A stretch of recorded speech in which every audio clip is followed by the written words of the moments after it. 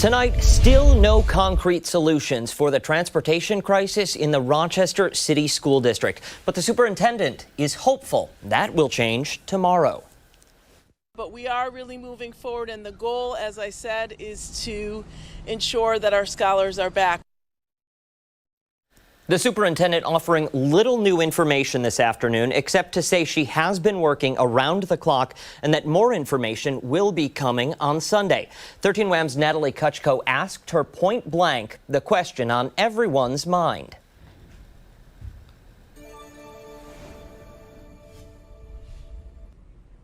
Dan, Superintendent Lesli Myers-Small says it is the district's intent to provide families and staff a final plan tomorrow. That will follow a meeting with the Board of Education. Now, she says district leaders have been in constant meetings the last 24 hours addressing those plans, as well as how to fill the gaps for any unaccounted bus routes in the city.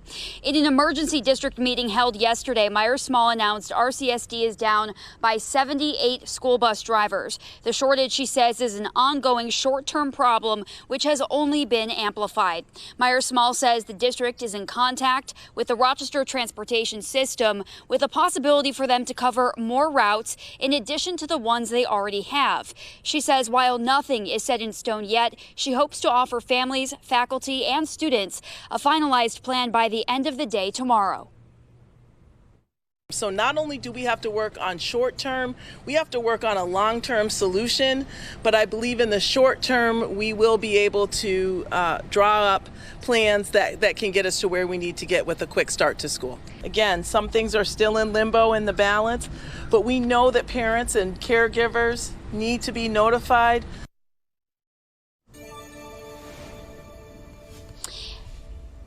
And again, Myers-Small plans to meet with the Board of Education tomorrow in an online public meeting where we are told there will be no opportunity for any public comment because of that format. Now, the district held a parent forum yesterday on all of this, and we're told that a student forum is also expected tomorrow ahead of that Board of Education session. For now, we are live in Rochester. Natalie Kutchko, 13 WHAM News. All right, Natalie, thank you. Board of Education President Van White will be taking part in that emergency work session tomorrow. He joins us now via Zoom. Van, thank you so much for taking time out of your schedule to join us. After yesterday's proposal, talk to me. What can parents and families expect from tomorrow's meeting? Well, as the superintendent said, she and her team are working around the clock to come up with a solution that gets us to where we need to be. And where we need to be, Dan, is students in their seats. No one at the Board of Education or anyone throughout this community believes that kids not being in their seats is a good thing for our children. Our children do struggle with distance learning, and the goal is to get them in their seats. The expectation is that tomorrow the superintendent will announce some plans that get us as close as possible, and I'm pretty confident, very hopeful, because I know that the governor's office has been involved, Assemblyman Bronson, and a host of other people and community providers. Dan, it makes me think back to the days of December of 1955 when the community of Montgomery, Alabama mobilized because there was a crisis. And the crisis isn't that different here. It is a civil rights crisis because our suburban counterparts in the suburbs are also experiencing shortages in bus drivers.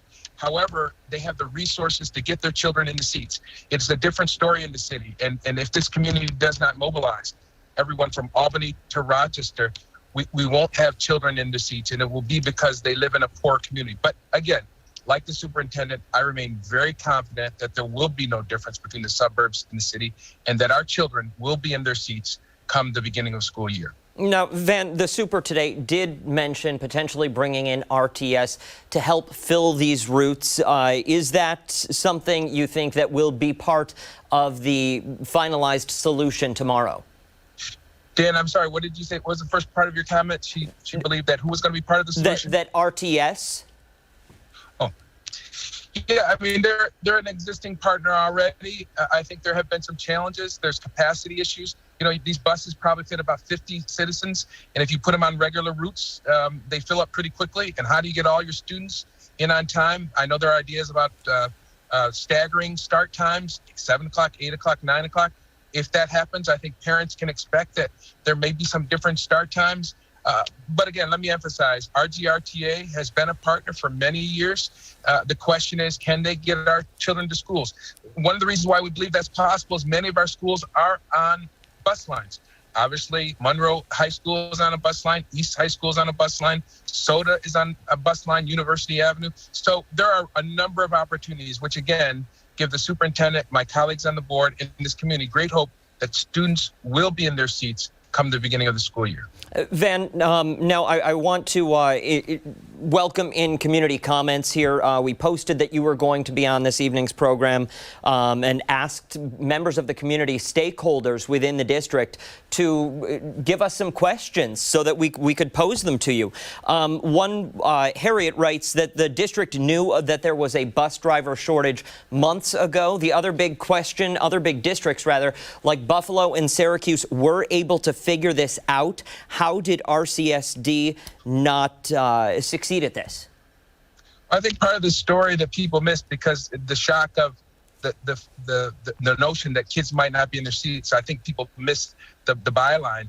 The fact is that in early August, the superintendent and her team had conversations. People have to remember, these are independent contractors, 3 of them, I believe it was, and they told the superintendent at the time, we just don't have the resources, the bus drivers, because of COVID, I believe is the rationale. And so the superintendent and her team, in response to that, in August, months ago, revised the schedule of the bell times for schools to start. Parents got notice probably a month and a half ago that the bell times were going to be changed because there wasn't sufficient bus drivers available. Fast forward a month and a half, 2 months later, our team checked in, the superintendent's team checked in with those companies. And at that time, this is very recently, within the last 72 hours, they were told, you know what? We still don't have the resources to do what we said we were going to do with the altered schedule that your team prepared in due diligence. So this wasn't a case of the superintendent announcing at the last minute that we weren't going to have drivers. The superintendent, a month and a half ago, 2 months ago, announced a revised plan to tell people how we were going to get kids in their seats. The problem is, as many of us know, COVID just continues to cause all kinds of obstacles. And one of the obstacles, quite frankly, is you've got to remember, a good portion of the population that's going to be riding the buses are not even allowed to be vaccinated. The science doesn't allow that just yet. So children under 12 cannot be vaccinated. So you have bus drivers who, quite frankly, are being asked to drive buses with young people, no fault of their own or their families, that cannot be vaccinated. And with this latest variant, I think that has caused peace. They say we're having our team tell us that daily bus drivers are resigning or quitting. And so how Buffalo is able to do it is I believe Buffalo has relied more heavily on public transportation than we have in the past. We have more frequently, more regularly relied on yellow buses and contracts with yellow buses. I think that has caused the difference. Buffalo already has a system where they have great reliance on public transportation. The kids just ride their buses there. We try, where we can, to get tailored trips from home to school, and I think that has caused more challenges. I have, and the team there have no regrets about trying to provide students better, more connected service, but it does raise challenges, and the challenges in this day and age of COVID is people are resigning. And again, I want to repeat, the superintendent's team did understand that this was coming, did come up with a revised plan. The companies agreed to a revised plan, but then when push came to shove, when the rubber hit the road and they went and said, are you ready? They honestly admitted, no, we're not. We don't have the drivers to do even what we said we were going to do. That's what occasioned this last minute push. And again, let's go back to the end of the story, the final chapter. I think this chapter is going to end well. The superintendent, the governor's office, Assemblyman Bronson, my colleagues on the board are all working very diligently to make sure that no matter how we got here, we know that our children will be in their seats. Well, it certainly may end well, and I mean, that's what community members are absolutely hoping for. But for a district that faced a massive deficit just a couple of years back and has gone through a revolving door of superintendents, this just kind of seems like the latest slap in the face to stakeholders within the district, to families in the district, to children in this district. I need to ask you, while I have you, are any of these three companies contractually liable for any financial repercussions to stakeholders, to the district, to the city, for not being able to provide these services? Well, let me begin with your last question first. The contracts with these companies do allow for fees and fines for their failure to comply with their contractual obligations.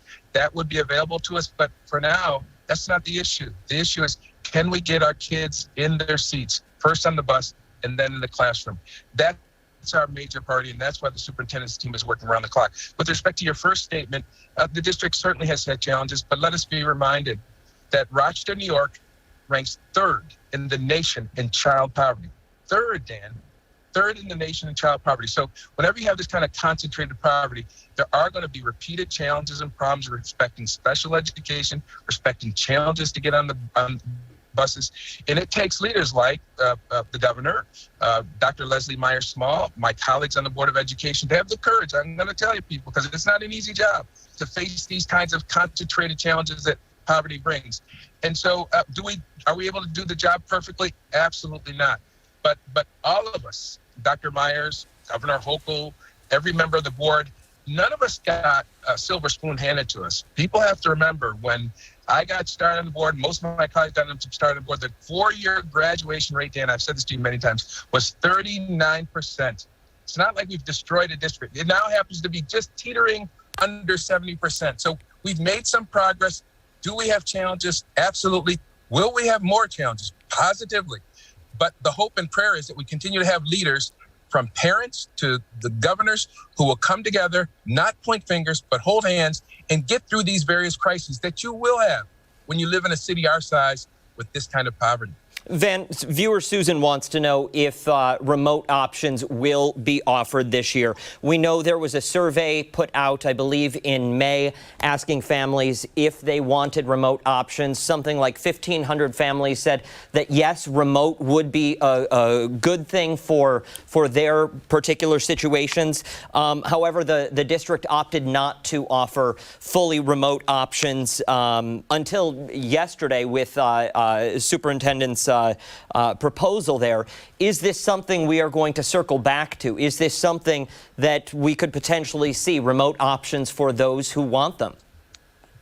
We'll have to wait to see what happens tomorrow. But I want to say it's a great point that you make, because while people happened to see last night at our meeting, a number of people saying they did not want to do the remote option. And I understand, and the science and research supports why they would not want to.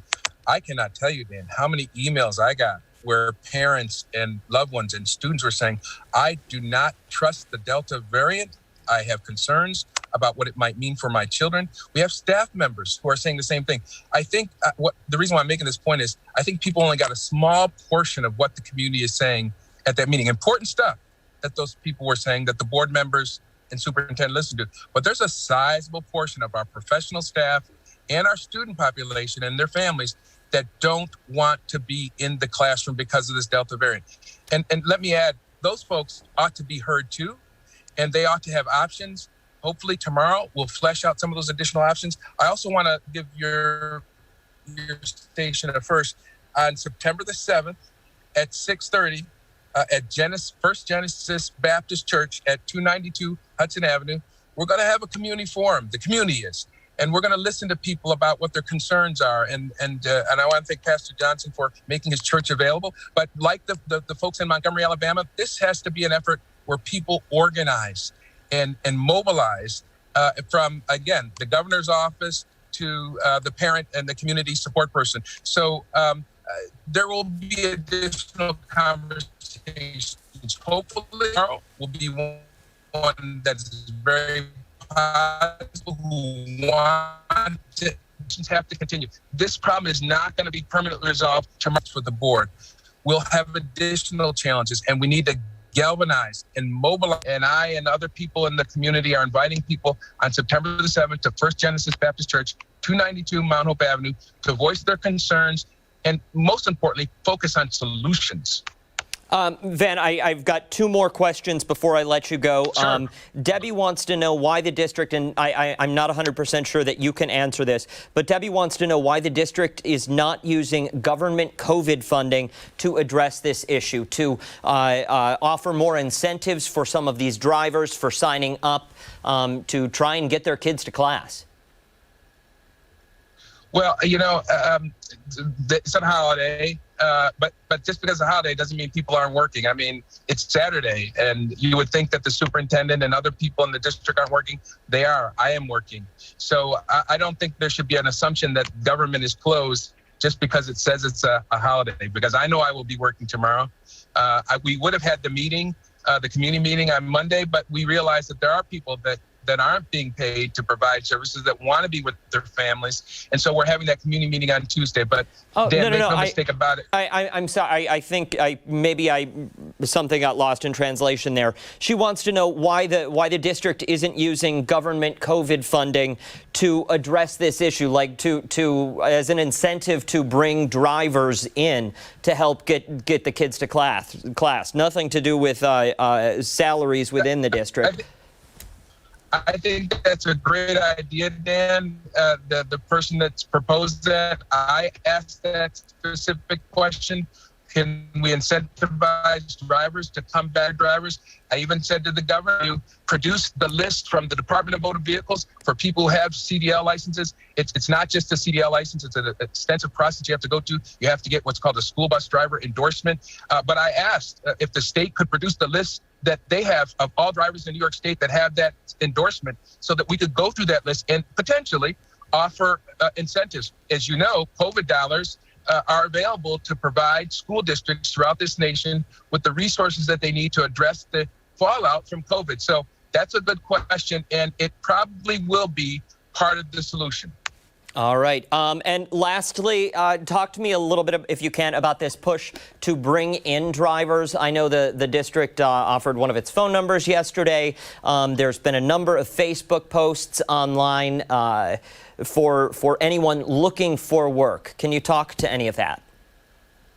Yeah, I mean, again, the analogy is not perfect, Dan, but again, folks out there may remember from their history books, or maybe some people were around at the time, on December the 1st, 1955, the citizens of Montgomery, Alabama, dealing with issues of segregation, mobilized their bicycles, their cars to send a statement to ensure that the community got its rights fulfilled. And I think there is a similar comparison here. I think there's an opportunity for citizens at all levels to come up with ideas, because as I heard the superintendent say, even the solutions that we come up with tomorrow, that they won't be the long-term solutions for the struggles of the transportation struggles or the struggles of this district. We waste a good crisis. This is a crisis. And there's an opportunity, though, Dan. There's an opportunity for every citizen to engage themselves in the solution. And again, I apologize for being so redundant, but I really would encourage people to be a part of that solution. Attend the meeting on September the 7th at First Genesis Baptist Church at 292 Joseph Avenue. All right, Van, we will put that information online. Thank you again for your time this evening. Greatly appreciated. Nice speaking with you.